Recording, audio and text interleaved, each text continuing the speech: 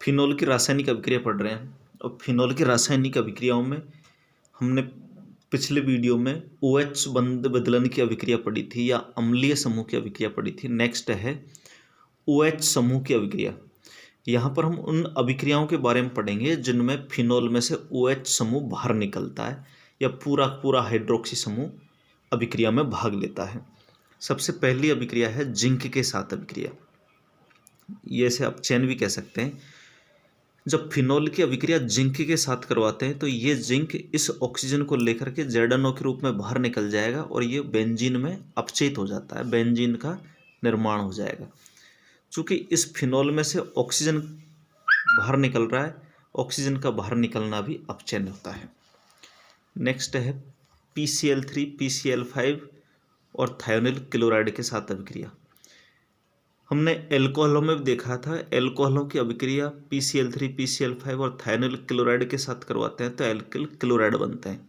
इसी प्रकार फिनोल की अभिक्रिया इन यौगिकों के साथ करवाएंगे PCl3 PCl5 थायोनिल क्लोराइड के साथ, तो यहाँ पर बेंजीन क्लोराइड का निर्माण होगा या क्लोरोबेंजीन बन जाएगा। हाइड्रोक्सी समूह क्लोरो समूह के द्वारा प्रतिस्थापित हो जाता है। PCl3 में 3 क्लोराइड है, 3 फिनोल लेंगे, प्रत्येक फिनोल में से OH समूह हटकर क्लोरीन जुड़ जाएगा और 3 OH बाहर निकल जाएगा। 3 OH जब फास्फोरस से जुड़ेगा तो H3PO3 का निर्माण कर लेंगे। इसी तरीके से PCl5 के साथ अभिक्रिया करवाएंगे तो क्लोरोबेंजीन बनेगा, POCl3 बाहर निकलेगा और HCl बाहर निकलेगा, HCl भी बाहर निकल जाएगा। नेक्स्ट है यदि फिनोल की अभिक्रिया थायोनिल क्लोराइड के साथ करवाएंगे तो एक H और एक Cl मिलकर HCl बाहर निकल जाएगा, SO और ऑक्सीजन फिनोल का मिलकर के SO2 बाहर निकल जाएगा और ये क्लोरीन बेंजीन वाले से जुड़ जाएगा तो क्लोरोबेंजीन बन जाएगा, SO2 बाहर निकल जाएगा और HCl बन जाएगा। नेक्स्ट है FeCl3 के साथ अभिक्रिया।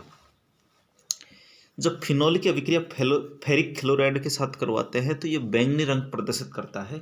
इस अभिक्रिया का उपयोग प्रयोगशालाओं में इसका फिनोल का परीक्षण के लिए किया जाता है, अर्थात ये जो रिएक्शन है ये लेबोरेटरी में काम आती है। नेक्स्ट है बेंजीन वलय की अभिक्रिया। देखिएगा फिनोल में एरोमेटिक वलय उपस्थित होने के कारण या बेंजीन वलय उपस्थित होने के कारण वो भी रासायनिक अभिक्रिया में भाग लेती है और एरोमेटिक यौगिकों की अभिलाक्षणिक अभिक्रिया होती है इलेक्ट्रॉन स्नेही प्रतिस्थापन अभिक्रिया। तो फिनोल में भी इलेक्ट्रॉन स्नेही प्रतिस्थापन अभिक्रिया होगी और इसमें सबसे पहले पढ़ेंगे हम नाइट्रीकरण अभिक्रिया। तो जब फिनोल की अभिक्रिया HNO3 के साथ करवाएंगे H2SO4 की उपस्थिति में तो नाइट्रोफिनोल बनेगा। अब चूंकि ये जो हाइड्रोक्सी समूह है ये ऑर्थो पैरा निर्देशकारी है, इसलिए आने वाला जो समूह है वो फिनोल की ऑर्थो एवं पैरा स्थिति पर जुड़ेगा। अतः फिनोल की अभिक्रिया जब HNO3 के साथ करवाते हैं हम H2SO4 की उपस्थिति में तो ऑर्थो और पैरा स्थिति पर नाइट्रो समूह जुड़ जाता है, इसलिए ऑर्थो नाइट्रोफिनोल या पैरा नाइट्रोफिनोल का निर्माण हो जाएगा। यदि इस HNO3 की मात्रा को ज़्यादा लिया जाए, अधिक में लिया जाए तो इसमें क्या होगा, दोनों तो ऑर्थो और एक पैरा तीनों स्थितियों पर नाइट्रो समूह आ जाएगा और तीनों स्थितियों पर जब नाइट्रो समूह आ जाता है तो उस यौगिक को हम पिक्रिक अम्ल कहते हैं।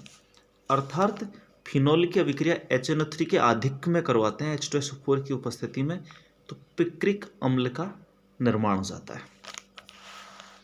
नेक्स्ट है सल्फोनीकरण। जब फिनोल की अभिक्रिया H2SO4 के साथ करवाते हैं तो ऑर्थो व पैरा हाइड्रोक्सी सल्फोनिक अम्ल प्राप्त होगा। देखिएगा रिएक्शन में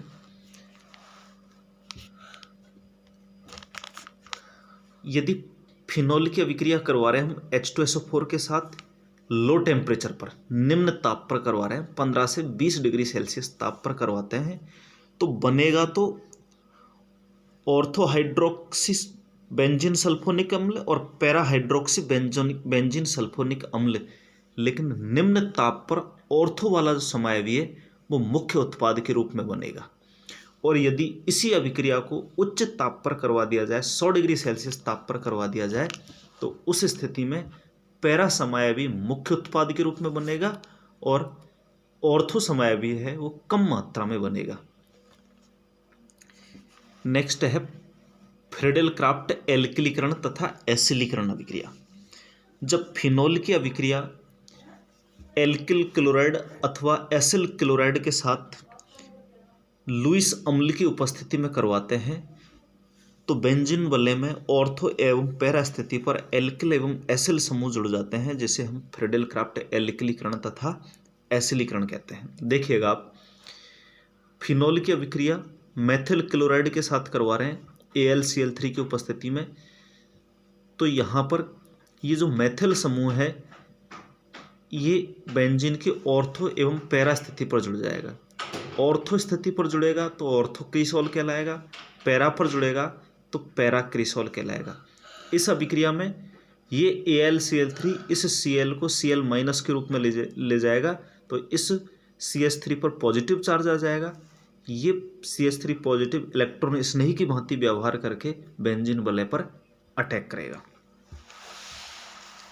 इसी प्रकार यदि फिनोल की अभिक्रिया एसिल क्लोराइड के साथ करवाते हैं AlCl3 की उपस्थिति में, तो ये AlCl3 इस Cl को Cl- के रूप में ले जाएगा, तो एसिल समूह CH3CO एक इलेक्ट्रॉन स्नेही का निर्माण होगा। ये इलेक्ट्रॉन स्नेही बेंजीन की ऑर्थो एवं पैरा स्थिति पर जुड़कर ऑर्थो हाइड्रोक्सी एसिटोफिनोन और पैरा हाइड्रोक्सी एसिटोफिनोन का निर्माण कर लेते हैं। नेक्स्ट है फ्रीज पुनर्विन्यास या फ्रेश रीअरेंजमेंट। एरोमेटिक एस्टरों को यदि निर्जल AlCl3 के साथ गर्म किया जाए तो फ्रीज पुनर्विन्यास के द्वारा हाइड्रोक्सी कीटोन बनते हैं। देखिएगा, ये फेनिल एसीटेट है, यहाँ पर फेनिल एसीटेट कह सकते हैं या एरोमेटिक एस्टर कह सकते हैं, क्योंकि यहाँ पर देखिएगा आप, एक तरफ फेनिल जुड़ा हुआ है, दूसरी तरफ ये कार्बोक्सिलिक समूह है। इसके हम AlCl3 की उपस्थिति में गर्म करेंगे तो ये वाला समूह, ये एसिल समूह यहाँ से टूटकर इस बेंजीन की ऑर्थो एवं पैरा स्थिति पर जुड़ जाएगा। देखिएगा, COCH3 और COCH3, और यहाँ पर इस पोजीशन का H ऊपर चला जाएगा तो पुनर्विन्यास हो जाएगा इसमें। अब आप इसकी मैकेनिज्म देखिएगा, मैकेनिज्म समझ में आ जाएगा। एरोमेटिक एस्टर लिया, AlCl3 के साथ अभिक्रिया करवाई, तो ये जो इलेक्ट्रॉन स्नेही है AlCl3 इस बेंजीन के ऑक्सीजन के लोन पेयर पर अटैक करेगा तो यहाँ पर जुड़ जाएगा। अब चूंकि एल्यूमिनियम के साथ ऑक्सीजन अपना लोन पेयर देकर बंध बनाएगा, इसलिए ऑक्सीजन पर पॉजिटिव आ जाएगा और एल्यूमिनियम पर आ जाएगा नेगेटिव। एल्यूमिनियम पर ऑक्सीजन पर पॉजिटिव चार्ज आया है जो कि अस्थायी है, तो ये इस बंध के दोनों इलेक्ट्रॉनों को ले लेगा और इस एसिल समूह को बाहर निकाल देगा और इस कार्बन पर आ जाएगा पॉजिटिव चार्ज। तो ये बाहर निकल गया इस तरीके से और इसका पॉजिटिव चार्ज खत्म हो गया। अगले स्टेप में क्या होगा, ऑक्सीजन का लोन पेयर वापस यहाँ बंध बनाएगा, इस बेंजीन वलय का जो पाई बंध है वो यहाँ पर आएगा, तो इस पर आ जाएगा नेगेटिव चार्ज और नेगेटिव चार्ज से ये इलेक्ट्रॉन इससे नहीं जुड़ जाएगा, ये पॉजिटिव वाला भाग जुड़ जाएगा, तो ये COCH3 बन गया।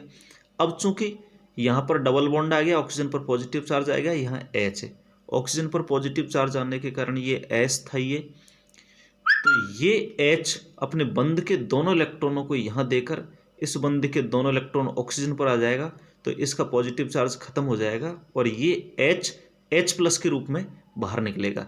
इसका H+ और एक क्लोरीन यहाँ से लेकर के HCl बाहर निकल जाएगा ये। तो अब यह AlCl2 बच गया और ये COCH2। अब इसका यदि जल अपघटन करवा देंगे, जल अपघटन करवाएंगे तो जल का H तो जुड़ जाएगा ऑक्सीजन पर, OH जुड़ जाएगा एल्यूमिनियम पर, तो इस पर तो जुड़ गया H और OH एल्यूमिनियम के साथ जुड़ करके बाहर निकल जाएगा। इस तरीके से ऑर्थो हाइड्रोक्सी एसीटोफिनोन का निर्माण हो जाएगा। अभी तो हमने पुनर्विन्यास ऑर्थो स्थिति पर करवाया, इसी तरीके से पैरा स्थिति पर भी पुनर्विन्यास हो सकता है। Thank you.